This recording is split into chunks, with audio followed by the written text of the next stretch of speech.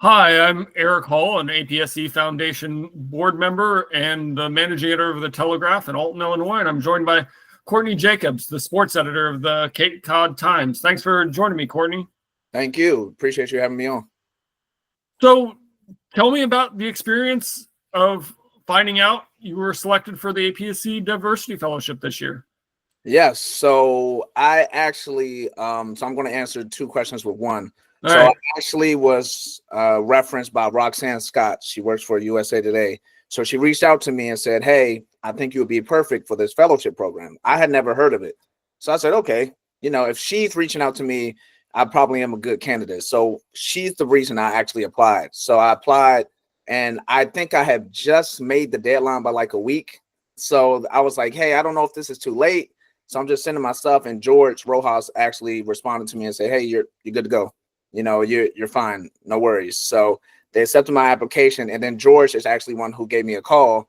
And he said, hey, I'm George. I'm one of the members that created this program. And I just wanted to let you know you've been selected. And I was like, oh. So I was kind of like shocked. I don't want to say I didn't expect it, but it was kind of like a shock because I had barely made the deadline. I was one of the last applicants probably.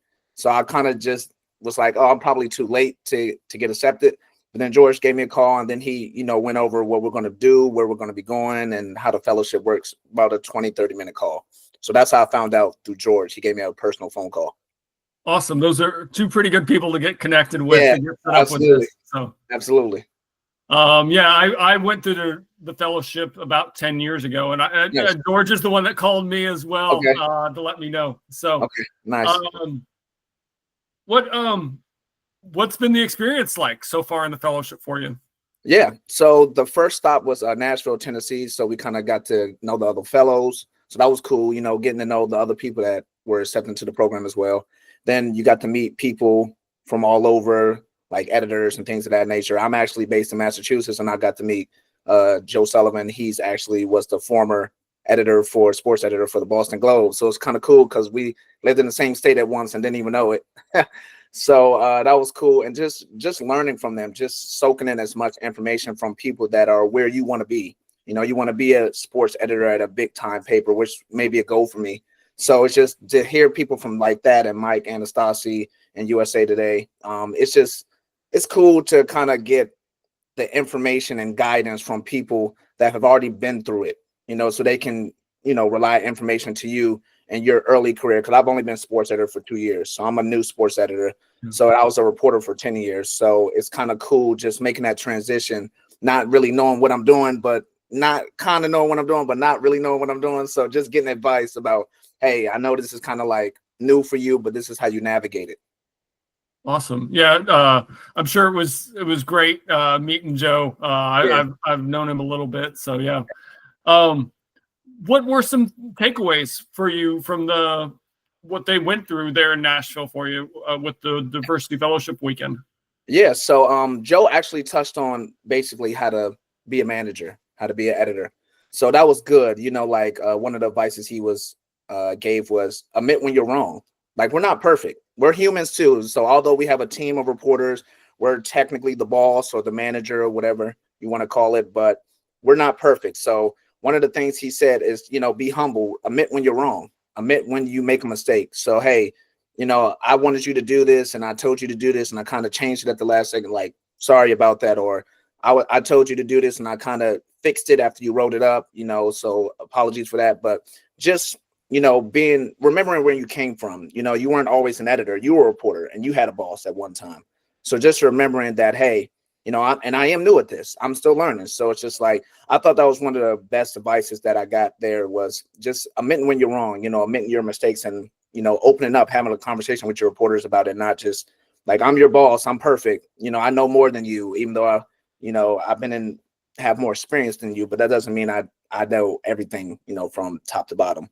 And then, Roxanne, they told us how they did coverage. So like she talked about the Mike Tyson, Jake Paul fight, how she covered that. So that was a good thing, like how to cover breaking news.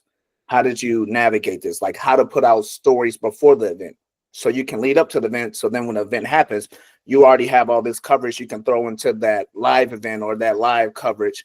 And it was just different ways of how to navigate a newsroom. I learned from Chris Thomas and Mike Anastasi and all these other people, Lisa Wilson. It was just great. It was just great just to hear from different editors how they run their department and getting advice about how I can take that back and run mine. Yeah. Diversity Fellowship weekend was a couple months ago at this point, and the way you talk about particularly the things with Joe and Roxana, it sounds like you might have incorporated some of that into your work since then. Yeah, definitely. So when I got back, I changed up a different number of things. Not too much. I was doing a lot of what they said already, which made me feel good because I was like, oh, I'm doing a lot of this. So, so it made me feel like I was doing something right. And then, conversations I have are different. Like Mike Anastasi had some good advice. He said he doesn't check his emails till after a certain time.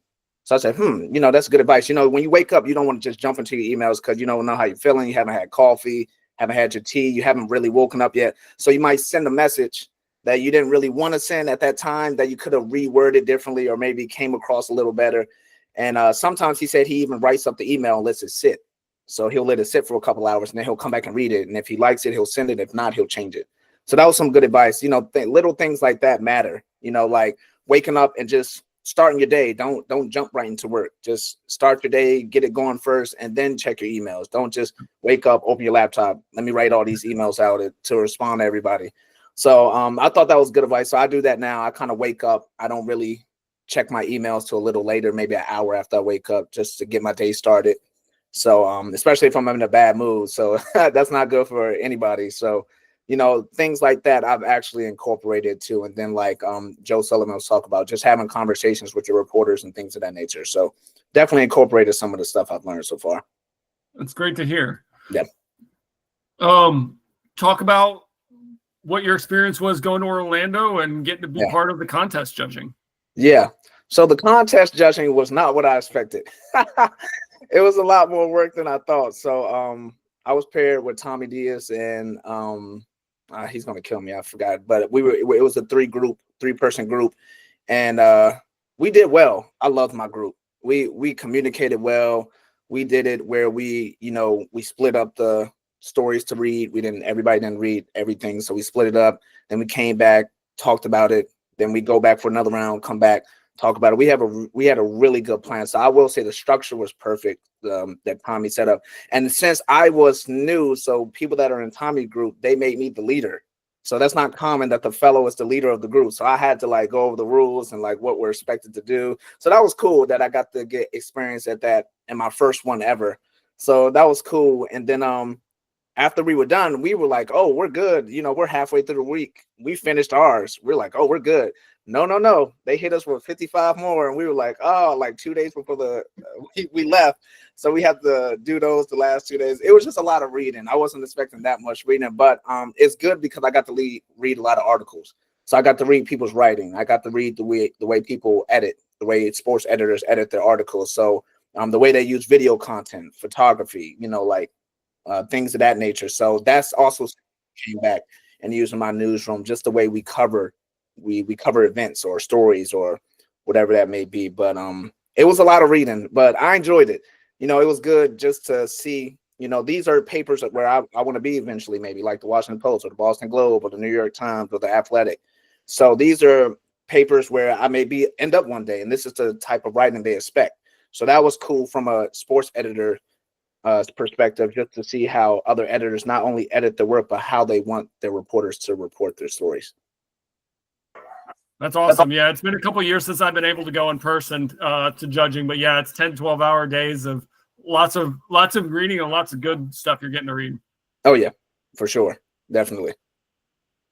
So let's talk a little bit about your career. How did you get into journalism as a profession and specifically sports? Yeah. So growing up, I actually wanted to be a veterinarian. I love dogs. I love dogs. It doesn't matter how big or small the dog is. I don't think I've ever met a dog I didn't like. So I wanted to be a veterinarian. I was like, man, I love dogs too much. I don't know how I can't do this. So I get to high school, and then I really love sports too. And I was like, oh, I wish they had a career for sports. And then I would get my English papers back. I would get A's. And my teachers would say, you're really good. good at writing, excuse me. And I say, oh, okay. So my friends would come up to me and be like, hey, what you getting in the paper? And I'd be like, yeah, I got an A. Like, it's just a simple writing assignment. They would get C's or B's, and they'd be like, man, you're really good at this. And I'm like, y'all don't think this is easy? So I'm like, I thought it was just a simple writing assignment. They was like, no, man, I hate writing. So I started getting feedback from teachers like, you should really pursue writing. And I was like, oh, I love sports. I'm good at writing. Put it together, sports writer. So I joined the high school paper in high school. And I was a sports reporter for them. I covered the basketball team a couple times. So that's where I got my foot in the door. And I liked it. I was like, okay, this is something I want to pursue. So I got to college, Morgan State University. I have a shirt on right here. Morgan State University in Baltimore, Maryland. So I went there, pursued a journalism degree. And while I was there, I worked for the newspaper, the school newspaper. I worked for the school TV station. I was a part of NABJ, National Association of Black Journalists, our school chapter. So I was involved in a lot of organization. That made my love for journalism grow a lot more. And then, of course, taking the classes I had to take to make my writing better. So after that, I graduated, and I graduated a year after a friend, and Kershana Davis, she's probably shocked I even remember her name, but she got me an internship at the Afro-American newspaper in DC. And the boss at that time, Avis Thomas Lester, told me, once I graduate, just get a degree and then we can hire you full time. So I graduated in May and she hired me. She kept her word. So that was my first job. I was a general assignment reporter, which I covered everything. So crime, sports, education, whatever, politics, whatever you could do. Got to cover Obama twice, so that was cool. So it was a nice job, but I knew sports was my passion. I knew this was just to get my foot in the door. Like, hey, let's just get some experience on your resume. So I stayed there for about 3 years. Then I went to the Sentinel, the Prince George's County Sentinel, which is a local paper from where I'm from. And I stayed there, but that was my first full sports job. So I covered high school sports. I was a high school sports reporter, did that for a couple of years. Their paper actually went out of business because of financial situation. And then after that, I kind of had like a little break. So I went back to grad school. So I said, okay. So I went to grad school at American University in Washington, D.C., got my master's in journalism and public affairs. And then after that, I got a job right out of Gannett. I went to the NABJ convention and got my job actually through Tommy. He actually referenced me to somebody and I got the interview. He got me the interview and I got the job at the Cape Cod Times as a sports reporter during COVID. So it was a virtual interview during COVID. And I've been here since, and that was 2020. So right after I graduated, I got a job maybe about 2 or 3 months after I graduated from grad school. And I've been here since. And then I started as a sports reporter, moved up to assistant sports reporter, and now I'm the sports reporter. Obviously, Cape Cod's known for the Cape Cod League, but what else do you cover there? Yeah, so we cover everything high school related. So lacrosse. Right now we're in spring, so I'm going to try to do this. Lacrosse, tennis, baseball, softball, and remember, boys and girls. So when I say lacrosse, that's boys and girls, which makes a big difference because that's instead of 17 schools, that's 34 because obviously they have 2 teams. So lacrosse, baseball, softball, tennis, track, sailing. We do boys volleyball, and then I'm missing one, and I'm probably gonna hear about it if I don't think of it. But it's one more sport, I believe. Oh, girls golf. Glad I remembered. Girls golf. So that's spring, but winter we do ice hockey, basketball, fall, of course, football, soccer. We do girls volleyball. That's a big down here. Field hockey. So we cover any sport you could think of. Wrestling, we cover it. We cover it here. And then obviously during the summer, high school's out, and then the Cape Cod Baseball League starts. So that is perfect time. And high school ends, Cape Cod Baseball League starts. So that's our whole summer. And then of course other feature stories if we find them. So we cover a big multitude. We cover about 17 to 18 schools, but yeah, they have a lot of sports, so it's a little tougher than 17. It's a lot more than that.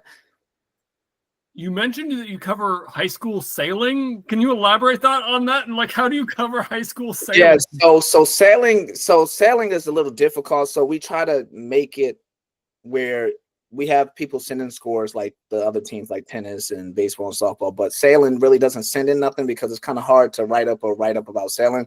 So we're actually probably going to work on a story soon about what is sailing? How does sailing work? How do you get points for it? How do you win a matchup? So we're actually in the works on that right now, just to kind of put out like, what is sailing? Like, how does it work? So sailing is probably the most difficult sport out of all the sports we cover, because you can't really cover it per se. You can't like just stand on the side of the water and just be like, okay, and just look out at the water and say, yeah, this happened and this happened. So you kind of have to find that feature angle, which is what we do anyway. So it kind of works out. But yeah, so for sailing, it's a little different, but we actually have something that works where we're going to tell people like, this is what sailing is. This is how it works. You know, that maybe people will go out and support them more, you know, once we do that article. Send it over to me when you get that done. I want to learn about covering high school sailing. Definitely. What are some of your favorite memories of covering the Cape Cod League the few years you've been up there? Yeah. I would say the Cape Cod League it's more than just baseball. It's like a community. So people just come out, they enjoy the summer. A lot of people don't know this, but they don't really have places for you to sit at these. So people bring their blankets and they sit on the grass on hills. So some do have bleachers, but most don't. So, you know, it's just like a community where you come out with your people, bring their dogs, they bring their kids. It's not just like an adult type environment. So it's just an environment where people come out and enjoy some of the best college baseball players in the world, not only in America, but in the world. A lot of these people, we have people from Japan come, we have people from all over come. So it's just like, these aren't just American players. They're also people that aren't from America. So I just love the environment, and then just watching it's really good baseball. It's like, I wouldn't say it's like going to a Red Sox game, but it's close enough where the competition is there. You know, you have the competition. Obviously, these kids are trying to make their best attempt at trying to go pro. So they're out there fighting for their career, honestly. So they're giving it their all, and it shows on the field. So you see a home run literally every game. Like, you won't go to a game and not see a home run. And then you'll see diving plays, pitchers that are striking out some of the best batters in the world. It's just good competition. You know, you got people like Aaron Judge that played here. So, you know, the competition is really good. And it's just good to have that community there to come out and support these players, you know, that come from all over. You got to remember, people coming from Arizona, Washington, Maryland, Virginia, and then they're just coming here for 3 months. They know nothing about the Cape. So it's good that people support them, especially with the housing. You know, people, you know, house them for 3 months. So that, I think that's another good program the Cape League has as well. Yeah. That's awesome. Yeah. What are some stories or people you've got to do stories on that have stuck with you the most from your career? Yeah. So I would say here, I did one, I believe last year, where this man, him and his son, they had a plan to go to every baseball stadium, every MLB baseball stadium. Let me clarify that. So every professional baseball stadium they would go to. So unfortunately, he lost his son. You know, his son passed away, and he continued the tour. So I think they did 12 together, and then he ended up completing it. So he went to the rest of the stadiums by himself, and then he has an organization now, a foundation for his son, you know, to raise money. You know, I think that was one of the best stories, because it shows that how much that bond meant to him with his son. You know, it wasn't just about baseball, because if it was just about baseball, once he passed away, he was like, well, you know, I'm just going to stop doing it now. But it was the bond that he spent with his son during those games that he remembered the most, not the baseball games. So the fact that he carried on that legacy where he traveled to all these states. Remember, this is not, these are every single state in the world. So in America. So the fact that he continued that legacy for him and his son, I thought that was one of the best stories I've done. I did that one last year. And then when I was working for the Afro-American newspaper in DC, I don't know if you remember, it was a national story. That's why I said that. It was a little girl, Alicia Rudd. She went missing, and then it was, you know, that her stepfather had kidnapped her and blah, blah, blah, blah, blah. So I had to do breaking news where they found bones in a park, which I think ended up being his. Like, I think he committed something. It was a long story, but the fact that I got that breaking news experience in my first year, this is my first year as a reporter ever, like as a professional paper. So just getting that experience of breaking news, like real breaking news. So I'm there with ABC and NBC and CNN, and it was so cool. Like, just to like, I'm a part of this now. That's when I knew Like I'm here with you guys. Yes, you guys are all over TV and you're more popular than me, and most people know you, they don't know who I am. But I'm standing here with the same recorder, recording the same interview you're about to post. I'm covering the same story you're covering. So I thought that was cool to know, like, hey, you're really doing what you want to do. Like you're officially like a reporter. That's when it kind of hit me. Like you don't down yourself. Like don't say, oh, they're better than me or they have more experience than me. That may be so, but you're out here doing the same work they're doing. So yep. Yeah, that's understandable why both those stories would be impactful and stick with you. Yeah, definitely. Definitely. Is there anything else you want to add about your career or anybody that's particularly impacted your career?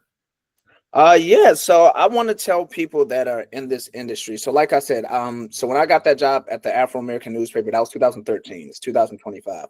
So I was a reporter for 10 years, and then I never wanted to be an editor. So that's a breaking news right there. I never wanted to be an editor. My editor got promoted, and I was the assistant sports editor, and I didn't want to be the assistant sports editor either. But I took the money. If we're just being honest, I took the raise. I wanted more money. So when they offered the money at me, I was like, well, okay. So I was already in house. I already knew how the structure went. Chris McDaniels, he was my editor before me. He kind of gave me a good structure of like how a season should go for fall, winter, and spring. So I was like, you know what, let's try it. Why not? And I end up liking it. I love being an editor. I do.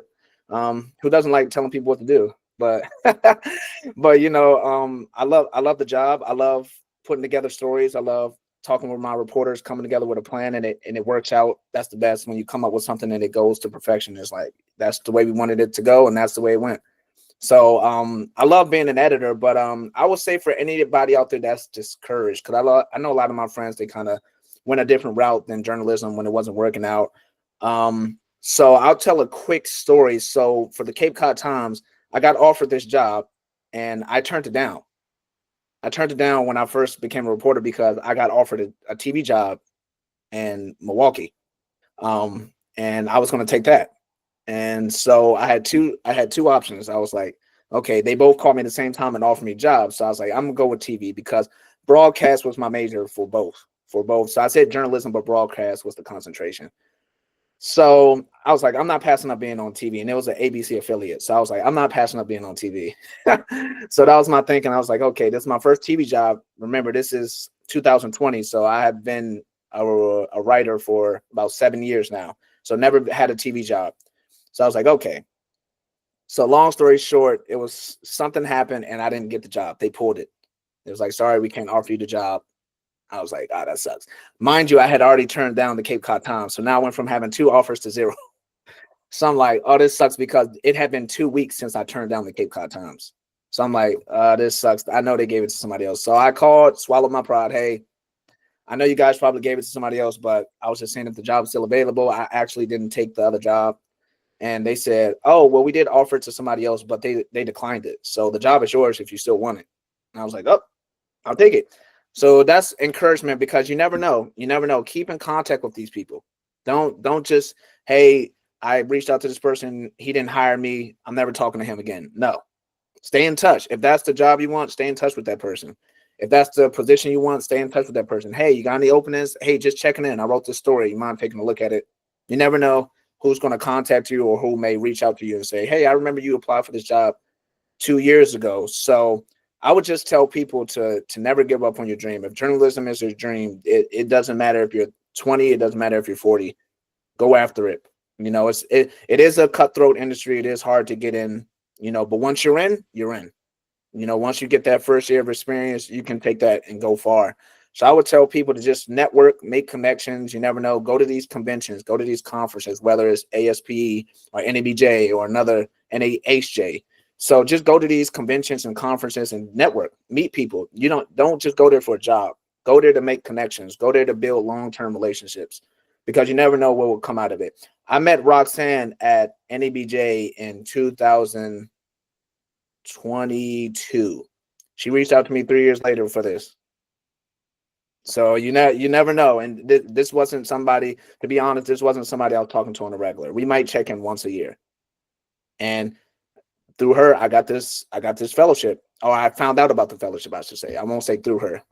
She told me about the fellowship, but if it wasn't for her, I never would have known about this. I never would have known about this. So, I made that connection 3 years ago, and look where it got me now. So you just never know who you're going to meet and how that person can help elevate your career.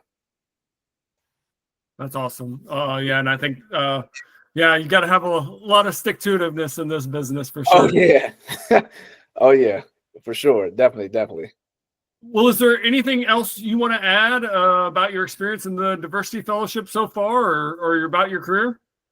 Yeah, I would just say to everybody out there, like, it doesn't hurt to apply for something.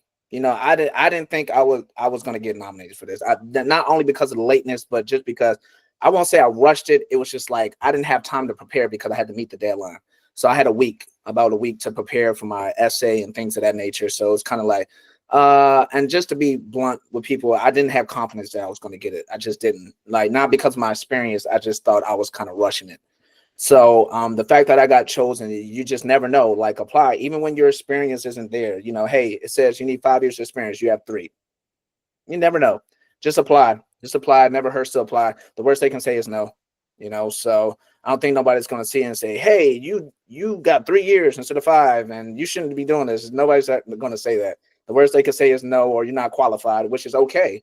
Because, and then you can ask questions. I feel like people need to ask more questions. Like, why didn't you choose me? Like, is that okay to ask? Like, why didn't you choose me? What do I need to work on to get where I can get this position next time if it opens up?